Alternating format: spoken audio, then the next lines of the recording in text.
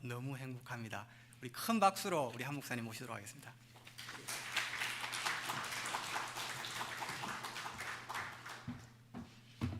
말씀 잔치에 오신 여러분 환영합니다. 그 이사야 너무나 풍부한 이 말씀인데 여기에 네 번의 이 특강으로 너무 부족합니다. 그래서 여러분이 보충을 좀 더 하고 싶으면 저의 책 방금 소개한 그 두 권의 책을 여러분이 구입하시고 또 읽어보시면 좋겠습니다. 구입하시려면 우리 이호민 장로님에게 말씀하면 구입할 수 있겠습니다. 자, 이사야 서론적 구절을 보면 이사야는 누구인가? 아마도 귀족 출신이었을 거다. 왕족일 수도 있겠다. 왜냐하면 왕에게 자주 가서 예언을 하거든요. 그런데 왕들을 보면 많은 왕들의 시대를 거쳤습니다. 특별히 아하스와 히스기야 시대에 중점적으로 예언이 해야지는 것이 이사야서입니다. 자, 이사야서 구분을 보면 세 구분으로 나눕니다. 자, 1부 1장에서 39장, 2부는 40장에서 56장 8절, 3부는 66장까지인데요. 자, 1부는 이사야 시대를 배경으로 하고 있습니다. 큰 사건은 아수르 사네립이 침입하고 그 사네립을 무너뜨리고 구원하는 큰 구원의 역사를 말해 주는 것이 일부의 중점인데, 그러나 거기만 머물지 않고 메시아 예언으로 넘어갑니다. 2부는 바빌론에서 포로를 배경으로 하고 있는데 바빌론에서 돌아오는 큰 구원, 즉 고레스 왕이죠. 고레스를 메시아라고 부르기도 하죠. 그래서 이 고레스를 통한 이 바빌론에서의 회복, 그러나 거기에 머물지 않고 넘어가서 메시아 회복, 메시아가 주는 구원까지도 말해주는 것이 2부였습니다. 작년에 이 2부에 대해서 사주강 특강을 했습니다. 여러분이 혹시 기억이 확실하지 않으면 저의 작년의 특강 이사야서 제2부 꼭 들어보시기 바랍니다. 3부는 56장 9절에서부터 66장까지인데 큰 사건은 종말에 대한 큰 사건, 큰 전쟁에 대한 이야기를 다루고 있습니다. 그리고 그 전쟁에서 극적인 구원이고 그 뒤 이루어지는 찬란한 하나님의 나라에 대해서 묘사하고 있습니다. 자, 이렇게 세 구분을 나누는데 이번 특강은 1부와 3부 그렇게 그러나 부분적으로만 발췌해서 말씀을 드리도록 하겠습니다. 제1부 이사야 1장에서 39장까지인데 일부 이사야도 여러 번 단원으로 나누어지는데 1장에서 6장까지가 첫 단원입니다. 그리고 이 첫 단원에는 이사야의 서론적 메시지가 담겨져 있습니다. 1장에서 6장까지 서론입니다. 자, 처음 이사야는 이렇게 시작합니다. 하늘 법정에서 고소가 일어나는 것부터 시작됩니다. 먼저 이사야는 증인을 요청합니다. 들어라 땅이여, 귀를 기울이게 하늘이여. 하늘을 소환하면서 증인으로 소환을 합니다. 무엇에 대한 증인이냐? 언약에 대한 증인입니다. 어떤 언약이 이 하늘과 땅이 증인으로 제기되냐면 신명기 언약입니다. 신명기는 모압 땅에서 하나님이 주신 언약인데 그 언약의 율법을 다 하고 낭독하고 난 뒤에 모세는 하늘과 땅을 증인으로 부릅니다. 30장 19절에 보면 내가 오늘 하늘과 땅을 불러 너희의 증거를 삼노라. 그리고 32장 28절에 보면 하늘과 땅을 증거로 삼노라. 그리고 마지막 모세의 노래도 이렇게 이야기합니다. 모든 율법을 다 낭독한 후에 그들이 우리가 그 율법대로 잘 준행하겠습니다 맹세하였습니다. 그래서 모세가 귀를 기울이어 하늘을 부릅니다. 그리고 땅이여 내가 말하랴. 자, 너희들이 들었지? 하늘과 땅아 너희들이 들었지? 저 백성들이 이와 같이 우리가 그 율법을 다 준행하겠다고 맹세하지 않았느냐? 앞으로 미래에 만약에 무슨 일이 있을 때 너희들이 증인이 되어달라라고 한 그 증인을 이제 이사야가 법정을 세워놓고 이사야 시대에 와서 하나님의 법정을 세워놓고 그 증인을 호출하는 것입니다. 재판정에서의 판결부터 먼저 시작합니다. 1장 4절에 보면 슬프다라고 우리말로 번역되어 있는데 히브리어는 호예라는 단어인데 이것을 호라라고 번역하는 게 좋습니다. 이것은 화일진자, 즉 법정에서 판결을 하면서 심판에 대한 판결을 하면서 화일진자하고 판결문을 낭독할 때의 첫 시작이 그 심판의 시작의 말이 이 화예라는 말입니다. 자, 이제 시작이 되었습니다. 법정에서도 하늘과 땅이 증인 역할을 합니다. 그들은 어떤 범죄를 했을까? 법정에서 그들이 세워질 텐데 그들의 죄악들 1장에서 계속 얘기되는데 마지막 9절 그 부분부터 좀 보도록 하겠습니다. 포도원의 비유입니다. 5장부터입니다. 자, 하나님께서 포도원을 만들었습니다. 땅을 파고 좋은 극상품 포도나무 종자를 모종을 심고 거름도 하고 물도 주고 잘 가꾸었습니다. 그런데 이 나무가 열매를 덜 포도 열매를 맺습니다. 자, 여기에 주인이 이 포도나무 주인은 누구냐? 하나님입니다. 그리고 포도원은 누구냐? 이스라엘이라는 나라가 되겠죠. 자, 포도나무는 누구냐? 유다 사람들, 이스라엘 유다의 백성들이 되겠죠. 자, 그들이 덜 포도를 열릴 때인데 하나님이 원하는 포도 열매를 맺지 않습니다. 그러면 어떤 열매일까? 하나님이 원하는 그들이 맺어야 되는 열매는 어떤 열매일까? 자, 성경에 봅시다. 이사야 5장 9절에 보면 그들에게 정의를 바랐더니 도리어 포악이요 그들에게 공의를 바랐더니 오히려 부르짖음이로다. 정의와 공의, 이것이 하나님께서 이스라엘에게 원했던 열매입니다. 자, 정의는 무엇인가 하면 미슈파트라는 말인데 이것은 재판하다라는 말에서 나온 말입니다.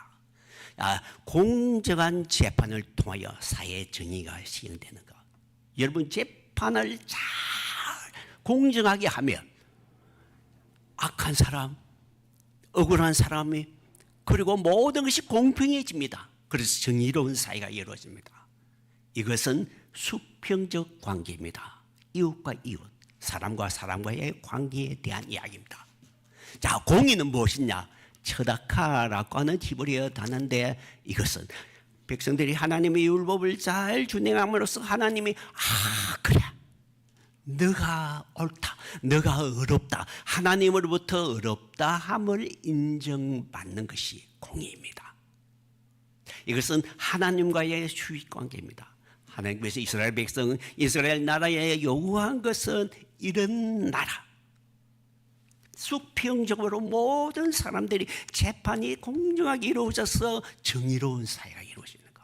그리고 하나님을 잘 섬기고 율법을 잘 준행함으로써 하나님으로부터 의롭다 인정받는 나라. 이것이 하나님이 원하는 열매였습니다. 자, 그런데 하나님이 나라를 세우죠.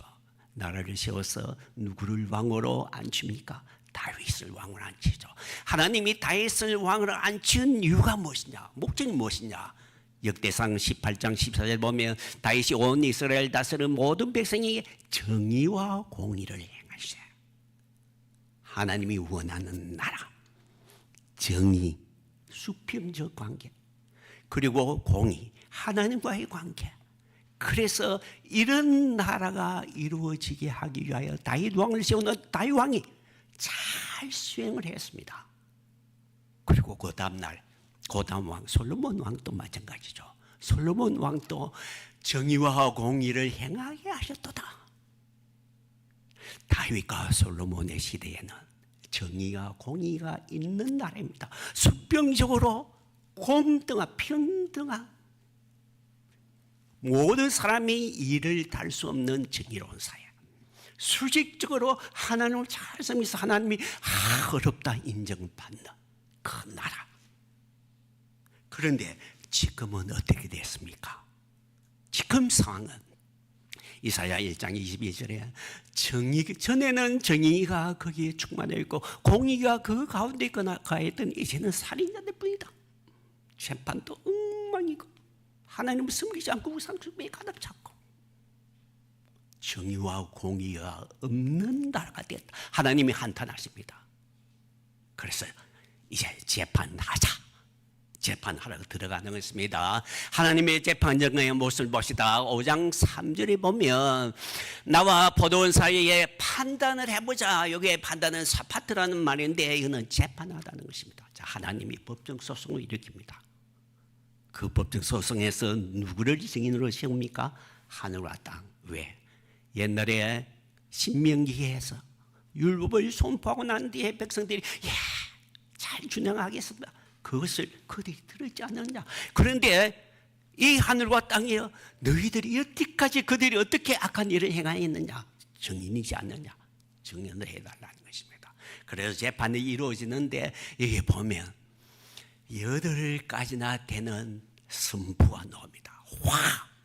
화로다 고이 라고 선포되는데 여러분 첫째로 불의한 토지, 모든 사람들이 토지 집들 좀 매입하여서 가난한 사람을 착취합니다. 그래서 부자가 되어서 향년을 배우고 술이 취합니다. 거짓을 행합니다. 남의 것을 뺏습니다. 교만합니다. 또 술 파티가 천재만연합니다. 사회적 불의가 가득합니다. 여러분 사회적 불의에 대해서 봅시다. 5장 23절에 보면 그들은 뇌물로 말미암아 악인을 없다고 의인에게 공의를 빼앗는다. 여러분 정의와 공의가 무너졌습니다. 재판하는데 엉터리로 재판하는 것으로 뇌물을 받고 정의가 서지 않습니다. 그리고 하나님의 율법 아랑곳 없습니다. 공의도 무너졌습니다. 그러면 어떻게 할까요? 재판정에서 판결이 났습니다. 그러면 그들은 심판을 봐야 되겠죠. 어떤 심판이냐? 이사야서는 항상 이렇게 죄가 지적되고 난 뒤에 심판 징계가 일어나는데 그 징계는 전쟁입니다. 전쟁. 하나님이 적군을 불러들입니다. 이번에는 아수르라고 하는 적군을 불러들이죠. 하나님의 5장 26절 보면 하나님이 예루살렘의 기치를 딱 꽂아서 온 세계 저 아수르를 부릅니다. 군대를 부릅니다. 야, 너희들 여기 모여, 여기로 오너라. 그래서 아수르 군대가 뛰어옵니다. 뛰어오는데 어찌 빨리 달려오는지. 그리고 그들은 허리끈을 메고 오는데 허리끈도 부러지지 않고, 그리고 신들의 발에 신발끈도 부러지지 않고, 피곤도 하지 않고 열심히 호남에서 저 예루살렘 무너뜨리러 가자 달려오는 것입니다. 하나님이 부르는 전쟁입니다. 이렇게 달려오는 모습으로 5장이 딱 끝납니다. 그리고 6장으로 갑니다. 6장은 여러분 너무나 잘 아는 장이죠. 일반적으로 이사야 6장은 이사야가 소명받은 장이다 라고 이야기를 합니다. 그래서 5장과 전혀 상관없는 장으로 그냥 인식을 해버립니다. 모든 사람이 그러죠. 여러분 100명의 이사야 주석을 하는 사람 다 보도 6장을 그냥 소명장이라 해버리고 5장과 상관없는 장으로 만들어버립니다. 그러면 5장에 막 뛰어오는데, 적군들이 뛰어오는데 거기서 딱 끝나면 어떻게 합니까? 이사야는 그렇게 끝나지 않습니다. 항상 적군이 들어오면 마지막 결론은 뭡니까? 하나님이 극적으로 구출하는 것, 그것으로 항상 끝납니다. 그런데 여기는 왜 그렇게 몰려오는데 6장 하나님이 이사야가 부르는 소명으로 슬그머니 넘어가는 말이 안 되는 거죠. 6장이 하나님이 부르는 이사야를 부르는 소명으로 볼 수 없는 이유는 첫째로 선지자라고 이사야는 이미 활동하고 있습니다. 우시아가 살아있을 때에 이미 활동하고 있는 것이 나타납니다. 6장의 소명 반응이 아닙니다. 그 다음에 5장에 저렇게 달려오는데 6장이 끝나면 안 됩니다. 이어져야 됩니다. 5장과 6장. 그리고 6장은 1장에서 6장은 서론이 되었습니다. 이사야 서론이 5절에 막 적군이 천이 오는 것을 끝나버리면 어떻게 합니까? 서론에서 무엇인가 하나님이 그렇게 어떻게 했다는 말인가, 그들을 넘어뜨렸다는 말인가, 그들에게 구원을 주었단 말인가, 무슨 결론이 있어야죠. 서론의 결론이 없이 그렇게 끝나면 됩니까? 그래서 6장을 서론의 장으로 보면 안 됩니다. 모든 주석가들이 다 서론을 보지만 그렇게 하면 안 됩니다. 자, 6장의 배경을 한번 봅시다. 우시아가 죽던 해입니다. 우시아 위대한 왕이었습니다. 가장 강력한, 솔로몬 이후에 가장 강력한 왕이었습니다. 전 죽었습니다. 장수는 어디냐? 성전이었습니다. 시간은 기도 시간입니다. 왜 기도 시간이냐 하면 거기 보면 향을 피우는 시간이었습니다. 거기 보면 핀 숯이 있습니다. 정말 하자면 아침 제사를 드리고 난 뒤에 아직 숯이 벌겋게 있는 시간입니다. 자, 아침 제사를 드리고 나면 제사장은 어떻게 합니까? 향로를, 성소에 있는 향로를 가져와서 그 불을, 제단에 제물을 태운 불을 담아서, 숯불을 담아서 성소에 들어가서 향을 피우죠. 향 피우는 이 시간은 기도하는 시간입니다. 그래서 하루에 3번 이 기도 시간에, 이렇게 향 피우는 시간에 모든 이스라엘 백성들 저 멀리 바빌론에 포로 잡혀가는 시간, 또 이 시간에는 하나님께 기도하는 시간입니다. 아, 이사야가 무슨 기도를 했을까? 이 기도 시간에 여러분 짐작이 되죠? 5장에 보면 적군이 막 쳐들어오는 환상을 보았습니다. 그런데 우시아 죽었습니다.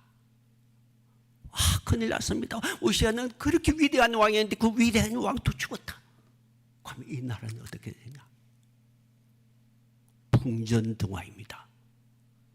그래서 이 나라를 위해서 기도했겠죠. 그런데 하나님이 보여주는 환상은 재판정입니다. 하나님이 보좌에 앉았는데 그냥 성전에 그냥 가만히 무대합니다. 물론 성전의 지성소의 그 법계 위 그룹 사이에 하나님은 앉아 계시죠. 그런데 그 하나님 앉은 자리를 높이고 그리고 보좌에 앉으신 분으로 묘사가 됩니다. 정말 자면 재판을 하는 장면입니다. 옛날에 이스라엘의 왕이 보좌에 앉았다 하면 지금 왕이 재판하는구나 라고 하면 됩니다. 이해하면 됩니다. 아까 재판하는 거 보았죠? 5장에서부터 계속 재판이 이루어졌습니다. 1장에서부터 계속 재판에 대한 이야기입니다. 자, 그런데 그 재판 그거 보면, 광경을 보면 스랍에는 천사가 거룩하고 찬송을 외칩니다. 스랍이라는 것은 샤라프라고 하는 히브리어 단어인데 이것은 불타다는 것입니다. 여러분, 천사가 불타는 천사들입니다. 왜? 하나님의 심판, 무슨 하나님의 심판을 알리는, 법정을 알리는 그 천사들입니다. 그런데 거룩 외치니까 하나님의 거룩이 너무 돋보입니다. 그러면 반대로, 상대로 이 땅에 있는 백성들의 모습은 어떻겠습니까? 너무나 대조가 되겠죠. 그래서 백성들 심판을 당해야죠. 그 거룩한 나라. 누가 먼저 심판을 당하냐? 이사야가 먼저입니다. 이사야가 그 앞에 꼬꾸라집니다. 화로다 나여 망해. 내가 입술이 부정한데 부정한 이가 모든 백성들 중에 나도 그 중에 속한 부정한 사람이 있다는 것입니다. 그래서 망하였다고 외칩니다. 하나님은 다행히 숯을 가지고 와서 그 입에 대고 너의 죄악에 사했던 죄를 용서해 줍니다. 그리고 하나님이 저 백성은 어떻게 할까? 저 심판을 해야 되는데 저 백성은 어떻게 할까? 그럴 때 이사야 얼른 대답하죠. 내가 가겠습니다. 자기를 보내달랍니다. 왜? 자기가 경험했거든요. 죄삼을 받는 경험을 했거든요. 심판에서 벗어나는 경험을 했거든요. 그런데 백성들이 심판을 대하여 마땅한데 거룩한 그 돋보이는 거룩한 보좌 앞에 재판 그 석 앞에 온 백성이 들어온 곳을 가득 찼는데 심판을 당해야 되는데 저들도 나와가지고 구원을 받아야지, 죄사함을 받아야지, 얼른 가서 전해야지. 나를 보내달라 외치는데 그래 가라 하는데 하나님이 주시는 메시지인가 뭔가 하면 너가 가서 전하되 듣지 못하게 하고 보지 못하게 하고 깨닫지 못하게 하라는 것입니다. 왜? 만약에 그들이 깨닫고 돌아서면 하나님이 심판할 수가 없게 되는 거죠. 그래서 심판은 이미 정해졌습니다. 심판받아야 됩니다. 하나님은 용서하고 싶지 않습니다. 그래서 너가 가서 돌아오게 하지는 말라는 것입니다. 그러면 왜 보냅니까? 왜 선지자를 보냅니까? 만약에 선지자를 보내지 않고 하나님이 그냥 심판했다면 백성들은 또 그렇게 핑계를 낼 겁니다. 우리 몰랐습니다. 우리 못 들었습니다. 경고도 없이 이렇게 우리는 심판하면 됩니까? 항의를 할 겁니다. 그러니까 그들의 입을 닫게 하기 위하여 가서 전하다. 그런데 이사야 심판을 안 듣는 것 때문에 더 큰 심판을 받게 하지 그들이 돌아오기는 하지 말라고. 왜냐하면 내가 그들을 죽여야 되니까, 심판해야 되니까. 이 사람은 겁이 납니다. 언제까지입니까? 라고 되묻습니다. 그러니까 하나님이 대답합니다. 성읍이 황폐되고 토지는 황폐되며 사람들은 멀리 옮겨져서 이 땅이 온통 황폐할 그때까지다. 그런데 그것으로 머물지 않습니다. 그 중에 13장 상절입니다. 그 중에 10분의 1이 남아있을지라도 이것도 황폐하랴. 여러분, 하나님이 아수르를 보내서 온통 다 썼습니다. 포로도 잡아가고. 그런데 조금 남아 있습니다. 여러분, 포도를 딸 때 저 꼭대기 위에 조금은 열매가 남은 게 있습니다. 그런데 그것마저도, 조금 남아있는 그것마저도 내가 따버릴 것이다. 황폐하게 할 것이다. 큰일 나죠. 토탈리, 완전히 멸망입니다. 하나님은 인적사정 더 이상 보아줄 수가 없다는 것입니다. 그런데 여기서 끝나면 어떻게 합니까? 이사야는 항상 이렇게 끝나지 않습니다. 극적인 그 심판의 과정에서 끝내는 하나님께서 회복시킵니다. 살려주십니다. 자, 그 뒤에 모습 봅시다. 희망의 메시지를 이어집니다. 13절 하반절. 밤나무 상수리 나무가 뱀을 당하러도 그 그루터기는 남아있는 같이 거룩한 씨가 이 땅에 그루터기니라.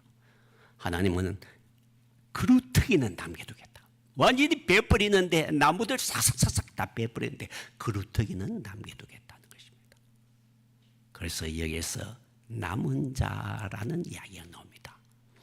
이사야의 남은 자 사상, 많은 사람들이 이사야의 남은 사상에 대해서 연구하고 논문도 쓰고 발표를 합니다. 자, 이사야 남은 자 사상을 한번 요약해 봅시다. 첫째는 심판을 전제로 합니다. 둘째는 현재는 소수입니다. 아까도 10분의 1도 그것도 망하게 하겠다 했습니다. 너무나 작은, 극히 작습니다. 그러나 남아 있습니다. 이 하나님께서 남겨두었다는 것은 미래의 회복을 전제를 하고 있습니다. 이 남은 자가, 그 남은 자는 회복을 바라보고 있다는 것입니다. 하나님이 이렇게 남겨둔 이유는, 회복을 다시 희망을 가지게 한 이유는 그 뿌리가 거룩하기 때문이 되겠습니다. 뿌리는 누구이냐? 이스라엘의 조상이죠. 조상 아브라함과 이삭과 야곱. 하나님은 이삭과 맺은 아브라함과 맺은 언약 때문에, 조상과 맺은 그 언약 때문에 이 뿌리가 거룩하기 때문에 남겨두어서, 그래서 회복을 다시 약속을 하겠다라고 하시는 것입니다. 여기가 이제 서론의 끝입니다. 여러분, 이사야 6장을 서론으로만 봐버리고 그거 소명의 장으로 봐버리고 뭐 밋밋하게 끝나면 안 됩니다.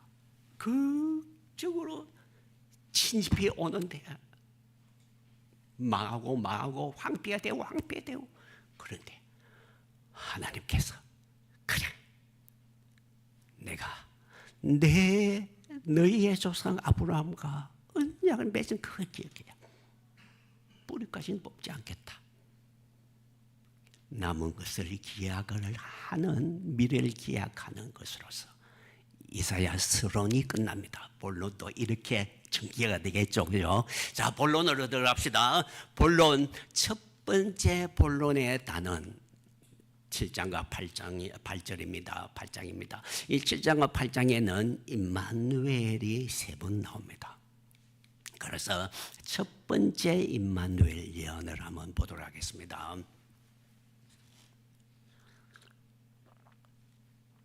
첫 번째 임마누엘 예언은 어떻게 주어지느냐, 배경으로 봅시다. 배경으로 보면 7장 1절에 보면 아하스 왕 때에 남쪽과 아하스 왕 때에 북쪽에 아람 왕 르신과 또 이스라엘 베가가 함께 연합하여서 예루살렘을 왔는데 처서나 이기지 못하였다 했습니다. 그런데 여기 이 본문은 이기지 못하였다 했는데 역대기에서 보면 상황이 다릅니다. 역대기에서 보면 북쪽에 두 나라가 연합하여서 남쪽을 침대하는데 그 들에서 전쟁이 벌어지는데 북쪽 연합 군대가 이깁니다. 남쪽의 군대가 12만 명이나 되는 군대가 하루밤에 몰살합니다. 여러분, 우리나라 군대 60만 대군이죠. 60만 대군이 한 6분의 1이 하루 만에 딱 죽었다 하잖아. 어떻습니까? 그리고 그뿐만 아니라 군대 장관도 죽고 왕의 아들도 죽었다. 그리고 예루살렘으로 쳐들어오는데 예루살렘은 너무나 든든합니다. 예루살렘이 아무나 치나 이기지 못하고 그냥 돌아가는데 돌아가면서 포로들이 20만 명이나 잡아갑니다. 역대기서가 기록한 것입니다. 자, 여기서 이기지 못했다는 말은 예루살렘은 무너지지 못했다는 것입니다. 왜? 그들은 목적을 달성하지 못했다는 것입니다. 목적이 뭔가 좀 이따 말하겠습니다. 그래서 두 번째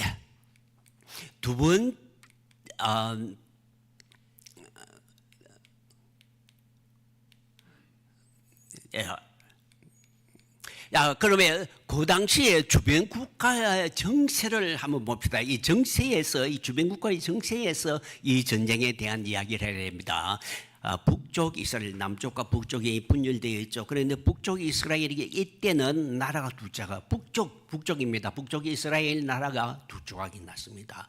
한쪽에는 무나임 사마리아에서 통치를 하고 한쪽에 베가가 유단 동편에서 통치를 하는 나라가 두 조각 나 있습니다. 그런데 아수르가 디글라벨레세 3세가 여러 번 침입을 합니다. 그때에 무나햄이 다메섹으로 가서 항복하고 도움을 요청합니다. 그것이 성경에 기록되고 있습니다. 무나햄이 가서 항복을 한 이유는 여기 보면 아수르와 다메섹으로 올 때에 무나햄이 사마리아에서 다메섹으로 가서 공물을 바칩니다. 공물을 바친 이유가 무엇인가 하면 무나임이 은 1,000달란트를 아수르 왕에게 주고 디글라벨레세 3세입니다. 자기를 도와 나라를 자기 손에 굳게 세우자. 지금 북쪽 나라 두 개로 나눠졌대 있죠. 쪼개졌대 있죠. 아수르 왕이요, 저 배가 저쪽을 쳐서 나의 나라가 내가 통일해서 든든하게 내 왕권이 세워지게 해 주십시오. 그 요청으로 항복을 합니다. 자, 그러면 이제 베가는 어떻게 하겠습니까? 베가는 아수르와 대항해서 싸워야 됩니다. 문하임이 아수르에 붙었기 때문에. 그래서 아람 왕 르신과 연합해서 아수르를 대항합니다. 그런데 힘이 모자라죠. 유다 왕 이 아하스에게 야 우리 연합하자. 우리 동맹에 동참하라. 그러니까 아하스가 유다 왕이 거절을 합니다.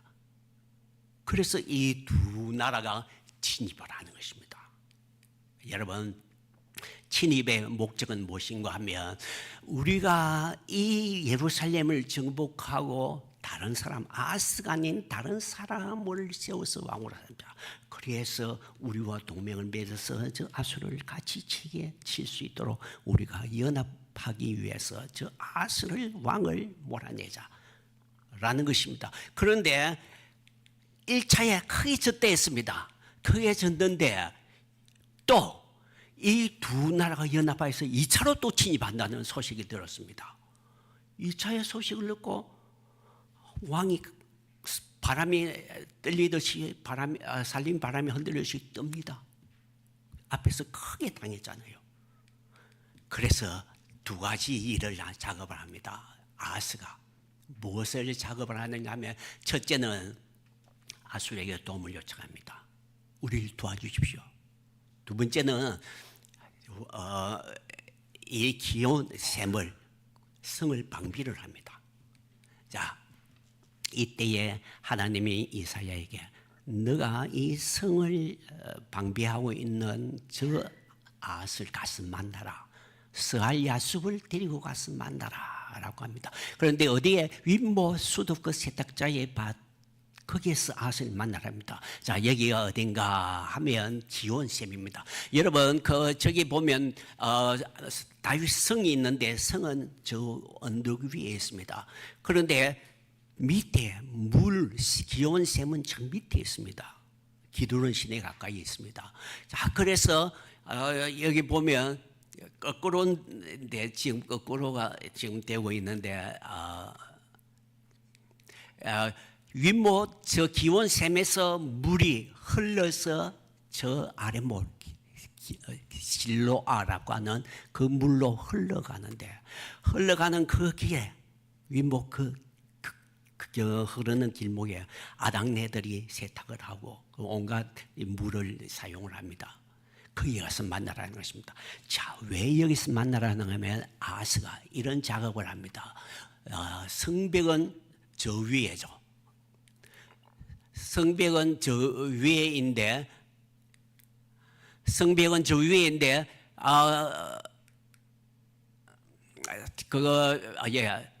물은 저 밑에 있습니다. 그래서 성벽 위에서 굴을 뚫어서 쭉 내려가서 기온샘에서 물을 끌어들여 가지고 성 위에서부터 물을 끌어 올라가는 이 작업을 아하스가 하고 있습니다. 자, 그리고 성 안에서부터 물을 끌어들이고 이 기온샘은 막아버리는 것입니다. 그럼 적군이 서들어도 자기들은 안전하게 물을 얻을 수 있는 것입니다. 이 작업하는데 가서 아하스를 만나게 합니다. 하나님이 약속합니다. 저 북쪽 두 나라 염려하지 말라고 내가 보호해 주겠답니다. 그래서 징조를 구하라 합니다. 무엇이든지 높은 데든지 깊은 데든지 무슨 징조든지 구하라. 자, 여러분 높은 데서 하늘에서 태양아 머무르라. 그런 징조도 가능하죠. 아래에서 땅에서 물이 솟아나라. 그것도 가능하죠. 무엇이든지 너가 징조를 하면 내가 다 보여주겠다. 왜? 믿게 하기 위하여. 내가 보호해 주겠다는 것을 믿게 하기 위해서입니다. 그런데 아하스가 거절합니다. 왜? 나는 아수르에게 도움을 요청했고 지금 이 기온샘도 자갈 방비하고 있고 나는 다 걱정 없다. 내가 알아서 한다. 하나님을 의지할 마음이 없는 것입니다. 그래서 거절을 합니다. 징조를 구하지 않겠답니다. 그래서 이사야가 하나님 그러면 너가 징조한 거면 하나님이 직접 징조를 주겠답니다. 그래서 처녀가 잉태의 아들을 낳을 것이요 이름을 임마누엘에 하리라 했습니다. 임마누엘의 징조입니다. 징조를 주는 이유는 믿게 하기 위하여. 내가 보호해 주겠다. 이 성을 내가 보호해 주겠다. 믿어라. 그런데 믿지 않는 사람에게는 유쾌하지 못하겠죠. 처녀와 아이가 낳는데 아이는 누구인가? 아이는 누구일까? 누구입니까? 여러분, 자유신학자들은 그 당시에 이루어질 사건을 봅니다. 히스기야의 아들, 히스기야로 봅니다. 아스의 아들이 히스기야. 그리고 또 어떤 사람들은 이사야의 두 번째 아들, 첫 번째 아들은 스알랴sob이죠. 두 번째 아들로 봅니다. 그러나 이것은 별로 힘이 없습니다. 대부분 사람들은 히스기야로 봅니다. 그런데 여러분, 히스기야가 몇 살에 왕위에 올랐는데 아버지는 몇 년 동안 통치를 했다. 그래서 계산해 보면 아하스가 왕위에 오를 때 히스기야는 이미 5살이었습니다. 그리고 이 사건은 아하스가 왕이 있고 한 몇 년 뒤니까 아하스는 이때에 8살 이상이어야 됩니다. 이미 아이입니다. 8살 이상이 아이입니다. 근데 어떻게 이게 아하스가 될 수 있습니까? 그런데 자유신학자들은 아니 성경의 그 엉터리다. 성경의 연도 나의 계산은 엉터리다. 그래서 이거는 히스기야다라고 이야기하는 것입니다. 그러나 우리는 이것은 예수님의 동정 탄생으로 봐야 되겠죠. 우리는 예수님 동정 탄생입니다. 왜냐하면 처녀 알마는 한 번도 결혼해 보지 못한 처녀에 사용되었습니다. 두 번째는 임마누엘이라는데 아이 이름은 임마누엘입니다. 그 아이가 태어남으로써 하나님이 우리와 함께 계시는 것이 되어야 됩니다. 그러므로 그 아이는 하나님이어야 됩니다. 세 번째는 신약이 동정녀 탄생으로 이야기하고 있습니다. 여러분, 누가복음에 천사 가브리엘이 마리아에게 나타나서 너가 아이는 낳을 것이다 했는데 마리아가 뭐라 했습니까? 내가 사내인데 사내를 알지 못하는데 어찌 일이 있겠습니까? 사내를 알지 못한다 했습니다. 그러니까 성령이 잉태하게 한다. 그리고 그 아이는 하나님의 아들이 될 것이다 했습니다. 자, 마태복음입니다. 마태복음에 약혼을 했죠. 그런데 약혼을 한 이 처녀가 마리아가 아이를 가졌다는 소문을 듣습니다. 요셉이 아니 나와 상관없는 다른 남자와 상관해서 아이를 가졌겠네. 그래서 조용히 끊고자 합니다. 그때에 천사가 나타납니다. 두려워하지 말라. 다리고 오너라. 그 잉태된 아이는 성령으로 된 아이다. 왜 성령으로 된 아이냐? 선지자가 한 말이 그대로 아니냐? 선지자 이사야가 뭐라고 말했느냐? 보라 처녀가 잉태하여 아들 낳을 것이 여러분 임마누엘이라 하지 않았느냐? 여러분 아들이 그 마리아가 처녀로 아이를 낳았다는 증거로 이사야의 그 구절을 주었습니다. 만약 그 구절이 히스기야에 대한 이야기다면 아하스의 아들 히스기야에 대한 이야기다 하며 이 마리아 요셉이 아니 옛날에 그 아하스의 부인이 결혼한 사람이 아이를 낳았는데 지금도 다른 남자와 저 아이를 낳은 그것이 수도 있지 않느냐 그렇게 말하겠죠. 아닙니다. 처녀가 아이 낳겠다고 하지 않았느냐. 그러므로 이것은 분명히 하나님 한 것이다라고 말을 하는 것입니다. 그러면 우리는 무엇을 믿어야 될까요? 성경을 보고 믿어야죠. 그리고 이것은 큰 징조였습니다. 자, 징조를 구하라. 믿게 하기 위함입니다. 그러면 믿게 하기 위하여 징조 하나님의 주는 징조인데 조그만 징조면 되겠습니까? 보통 아이가 태어나는 것으로 되겠습니까? 동정녀. 이거는 엄청난 이야기입니다. 이건 있을 수 없는 것입니다. 큰 징조가 됩니다. 여러분, 기독교는 표적의 징조의 종족입니다. 처녀가 아이를 낳는 데서부터 시작하여서 부활로 마칩니다. 물론 그 사이에 많은 징조들이 있었지만 대표적인 징조 두 가지였죠. 그럼 우리는 예수님으로 봐야 됩니다. 그런데